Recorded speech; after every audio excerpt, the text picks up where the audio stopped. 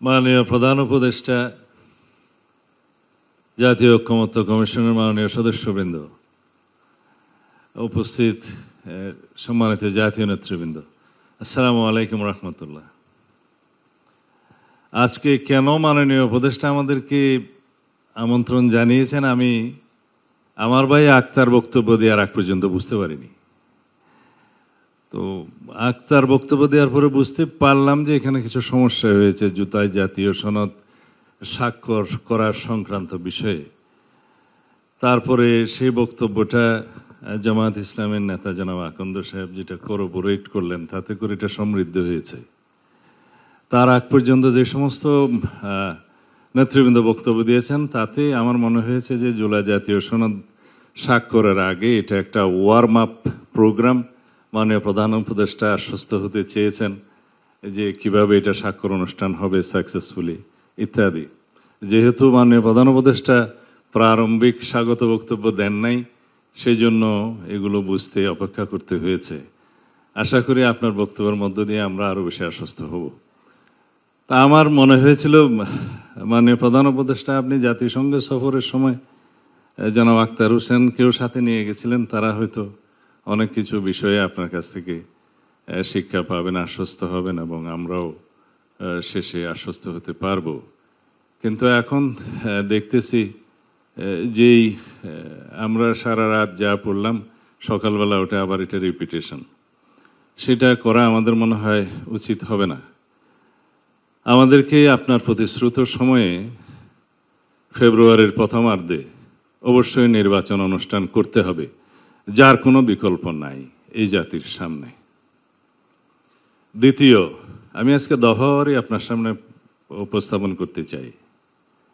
এমন একটা অ্যাটমসফিয়ার আমাদেরকে বজায় রাখতে হবে যে অ্যাটমসফিয়ার আমরা কখনো পতিত স্বৈরাচারকে আর কখনো এখানে সুযোগ নিতে দেব না। যেভাবেই হোক দীর্ঘদিন অনির্বাচিত অবস্থায় একটা সরকার পরিচালিত হলে যে সমস্ত সমস্যা দিয়ে উৎপত্তি হয় সেটা এখনো হয়েছে। সেই জন্য আমরা বারবার তখন থেকেই পার্সু করতেছিলাম, বলতেছিলাম যে যত শীঘ্র সম্ভব নির্বাচিত একটি রাজনৈতিক সরকার প্রতিষ্ঠা হওয়া দরকার। তা না হলে পৃথিবীর বিভিন্ন দেশে এ সমস্ত অভ্যুত্থান পরবর্তীতে যা কিছু দেখা হয়েছে, যে সমস্ত সিমটম, সেই সিমটম এই দেশেও উৎপত্তি হবে এবং হয়েছেও তাই।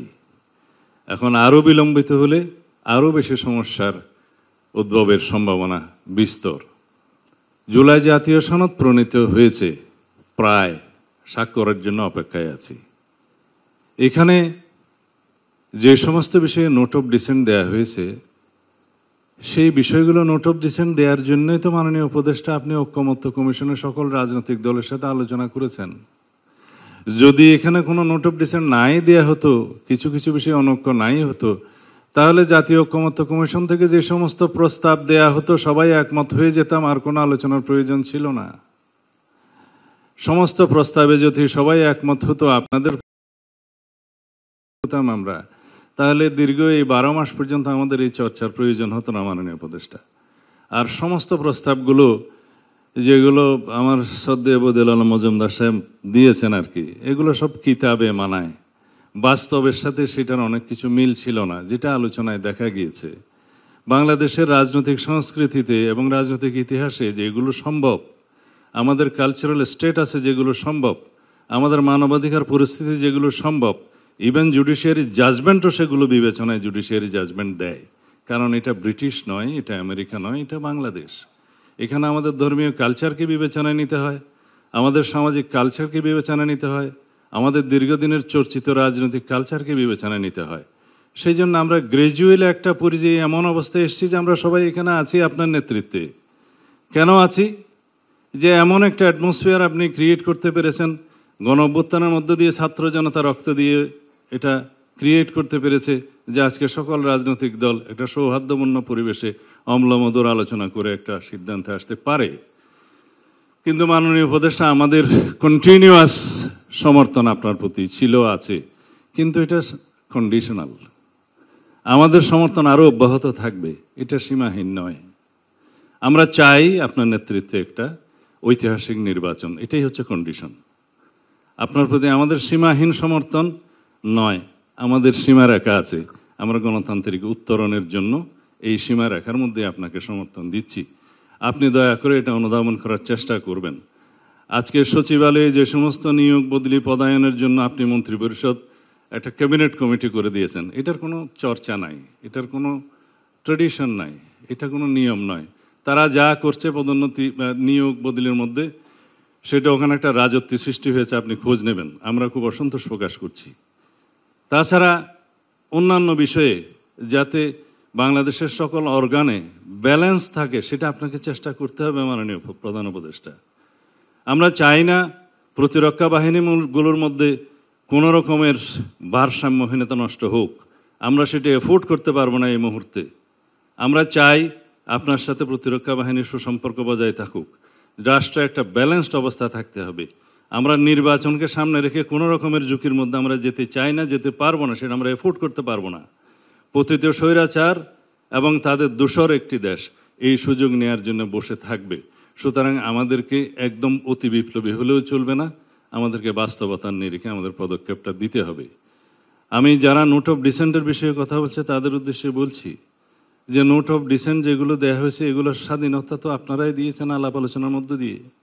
এবং এখানে আমরা একত্রিত হয়েছিলাম যে আমরা সবাই আলোচনা করব এভাবে যে আমরা মাননীয় প্রধান উপদেষ্টা প্রথম দিন থেকে যেটা বলেছে যে রাজনৈতিক দলসমূহ যে সমস্ত বিষয়ে ঐক্যমত্য পোষণ করতে পারবে সেগুলো সংকলিত হয়ে সে একটা জাতীয় সনদ হবে এবং এই জাতীয় সনদটা পরবর্তী নির্বাচিত পার্লামেন্টে বাস্তবায়িত হবে। তার আগ পর্যন্ত এই সরকারের হাতে যেগুলো করার ক্ষমতা থাকবে অর্ডিন্যান্স জারির মধ্য দিয়ে বা নির্বাহী আদেশের মধ্য দিয়ে সেগুলো বাস্তবায়িত ইতিমধ্যেই হবে এবং হচ্ছে প্রতিনিয়ত। সুতরাং একটা সংসদ অতি অবশ্যই জরুরি সেগুলো বাস্তবায়নের জন্য। এখন কেউ বলছে এই সংসদকে কনস্টিটিউয়েন্ট পাওয়ার দিতে হবে, সেই জন্য অনেক কষ্ট করে একটা পদ্ধতি বের করেছে বহুদিনের ব্রেইন স্টর্মিংয়ের মধ্য দিয়ে। সেটা কি হতে পারে? সোভারেইন অথরিটির ডিরাইভ করবে সোভারেইন অথরিটি থেকে সেই কনস্টিটিউয়েন্ট পাওয়ার, কিন্তু সেই পার্লামেন্টকে আমরা কনস্টিটিউয়েন্ট অ্যাসেম্বলি বলছি না, সাধারণ জাতীয় সংসদ নির্বাচন হচ্ছে সেটা। কিন্তু পাওয়ারটা থাকতেছে যদি আমরা একই সাথে গণভোটের মধ্য দিয়ে কনস্টিটিউয়েন্ট পাওয়ার যারা দিতে পারে আর্টিকেল 7 অনুসারে সেই জনগণের, তারা রিপাবলিকের সর্বময় ক্ষমতার মালিক, তাদের পক্ষ থেকে যখন সেটা কনসেন্ট আসবে তখন সেটা কনস্টিটিউয়েন্ট পাওয়ার হচ্ছে এবং সেই কনস্টিটিউয়েন্ট পাওয়ারের অনুবলে আমরা সেগুলো করতে বাধ্য হব। যারা পার্লামেন্টে যাবে তাদের উপরে ইম্পোজ করা হচ্ছে, কেউ এদিক থেকে নড়তে পারবে না। হ্যাঁ, সেই পার্লামেন্ট তার বাইরেও অনেক অ্যামেন্ডমেন্ট নিতে পারবে রাজনৈতিক অঙ্গীকার অনুসারে, জনমতের ভিত্তিতে আলাপ আলোচনার মধ্যে দিয়ে, বাট এগুলো তাদেরকে অবশ্যই নিতে হবে। সেটা ওখানে হচ্ছে, এই প্রক্রিয়ায় আমরা গেলাম। এখন একটা জাতীয় সংসদ নির্বাচনের 4 মাস বাকি, তার মধ্যে 2 মাস আগে তফসিল ঘোষণা করতে হবে, তার আগে থাকে 1.5-2 মাস। সেই সময়ের মধ্যে আরেকটা বিশাল আয়োজন জাতীয় সংসদের মধ্যে আয়োজন করা মাননীয় উপদেষ্টা বাংলাদেশের প্রেক্ষিতে সেটা কতটুকু বাস্তবায়ন এবং ফলাফলে কি? সমগ্র দেশের জনগণ সংস্কারের জন্য বসে আছে, সংস্কারের পক্ষে সমস্ত রাজনৈতিক দল, সংস্কারের পক্ষে, জাতি পক্ষে। এখানে নেগেটিভ ভোট কয়টা পড়বে হাতে গোনা যাবে, সবাই পজিটিভই দেবে। বাকি রইল নোট অফ কনসেন্টের জন্য। মাননীয় প্রধান উপদেষ্টা বলাই আছে যে সমস্ত রাজনৈতিক দল নির্বাচনী ইশতেহারে নোট অফ ডিসেন্টগুলো উল্লেখ করে জনগণের ম্যান্ডেট প্রাপ্ত হবে, তারা সেইভাবে নোট অফ ডিসেন্টগুলো বাস্তবায়ন করতে পারবে। তখন আমাদের কিছু নোট অফ ডিসেন্ট আছে, অন্য একটা দলের কিছু নোট অফ ডিসেন্ট আছে, তারা যদি সংসদে ম্যান্ডেট প্রাপ্ত হয়ে যায়, সেরকম মেজরিটি পায়, তাহলে তারা সেটা বাস্তবায়ন করবে। আমরা খুব বেশি বিষয় ওখানে উল্লেখ করিনি, কয়েকটা বিষয় আছে বাস্তবতার ভিত্তিতে করেছি। আমরা 70 অনুচ্ছেদে যখন প্রথম 70 অনুচ্ছেদে আমরাই রাজি হই প্রথম নোট অফ ডিসেন্ট সহকারে, যে হ্যাঁ এমপিদের স্বাধীনতা 2 ক্ষেত্রে থাকবে না, অর্থ বিল এবং আস্থা ভোট। বাকি অনেকে বলছে এটার সাথে সংবিধান সংশোধনও থাকতে পারে, এগ্রিড। আমরা বলছি তার সাথে আরেকটা থাকুক, যে দেশে যুদ্ধ পরিস্থিতির মতো কোনো পরিস্থিতি হলে সেই সময় যেন এমপিরা স্বাধীনভাবে ভোটটা দিতে না পারে, দলের পক্ষে। এটা খুব মেজর কিছু নয়। প্রধান বিচারপতি নিয়োগের ক্ষেত্রেও একই। কেউ বলেছে আপিলেট ডিভিশন থেকে নিয়োগ করতে হবে, সেটা একটা ডেভেলপমেন্ট। আগে সেই বাধ্যবাধকতা ছিল না, যে কাউকে বানানো যেত। আমরা বলেছি এটা এগ্রিড, কিন্তু 2 জনের অপশনটা প্রেসিডেন্টের হাতে থাকা এই জন্যই ভালো, যে হঠাৎ করে যদি কেউ সিনহার মতো লোক এসে যায়, সেই ক্ষেত্রে একটা অসুবিধায় পড়তে হবে জাতিকে।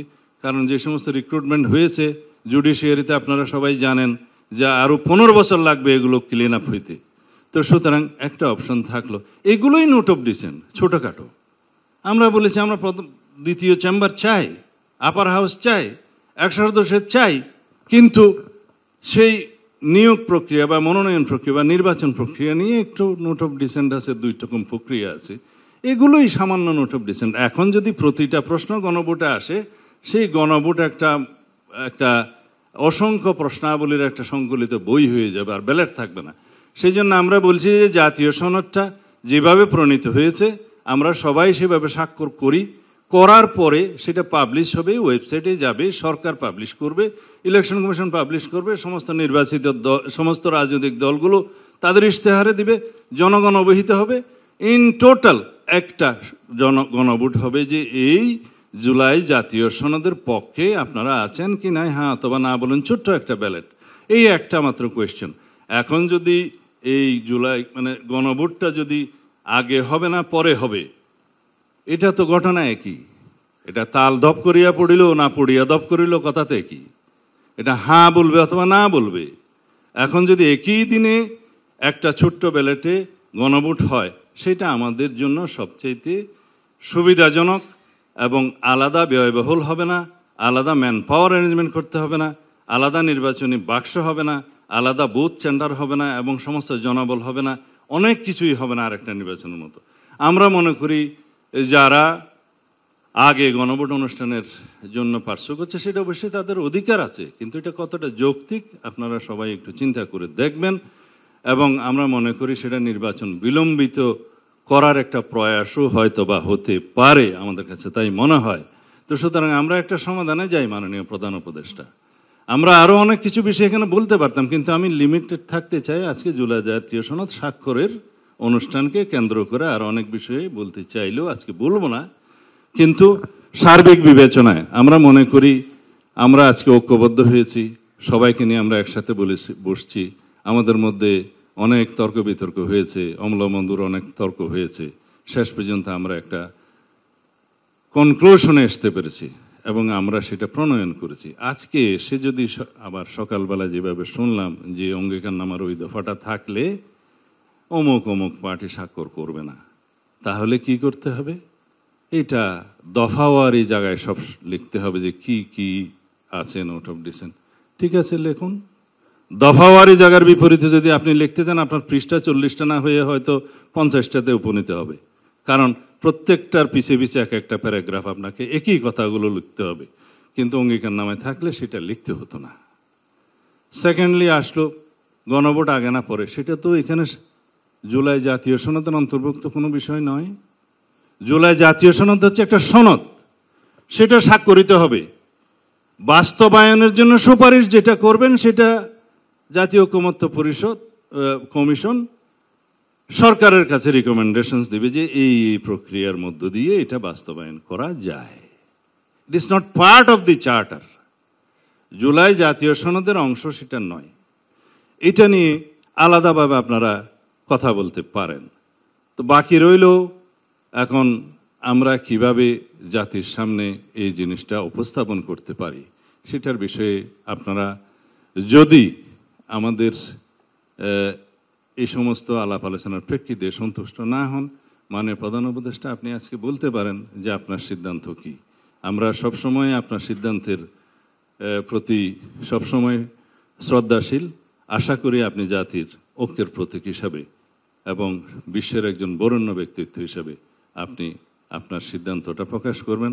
আমরা 17 তারিখে 4টার সময় জুলাই জাতীয় সনদে স্বাক্ষর করার জন্য প্রস্তুত আছি এবং আশা করি যেভাবে আমরা একত্রিত হয়েছি, একমত হয়েছি, চার্টারে আমরা with note of dissent clearly আমরা আটার করি, সেইভাবে আমরা সেটা দস্তখত করি, তাহলে পরে আমরা বিশ্বের কাছে একটা নজির স্থাপন করতে পারবো। আপনাদের সবাইকে ধন্যবাদ। আমার বক্তৃতা মনে হয় একটু লম্বা হয়ে গেছে, ক্ষমা করবেন।